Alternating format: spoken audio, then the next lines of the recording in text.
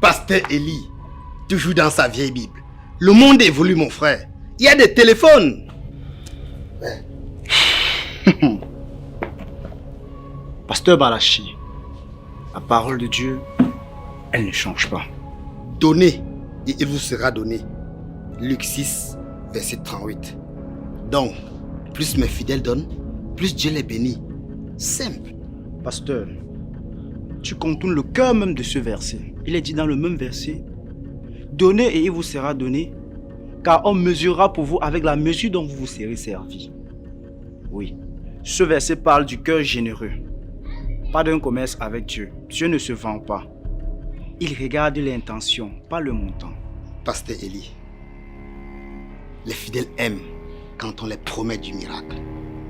Et surtout quand on leur dit la vérité. Je souhaite que tu prospères à tout égard.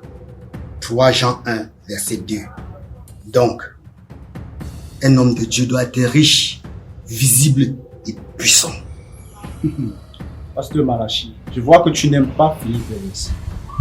Il est dit dans ce verset, bien-aimé, je souhaite que tu prospères à tous égards et sois en bonne santé comme prospère l'état de ton âme.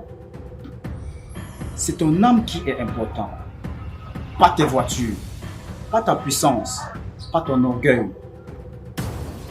Regarde mon église, elle est pleine. Même Jésus dit dans Matthieu 22, verset 14, beaucoup sont appelés, mais peu sont élus. Pasteur Élie, donc, tu veux dire que je trompe les gens? Non, non, non, la parole le dit déjà. Ils ont l'apparence de la piété, mais renie ce qui en fait la force.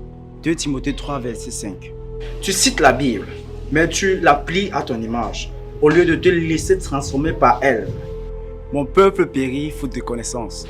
Osée 4, verset 6.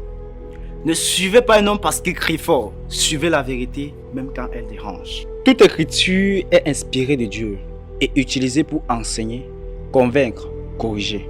2 Timothée 3, verset 16. La parole de Dieu ne doit pas être utilisée, mais respectée.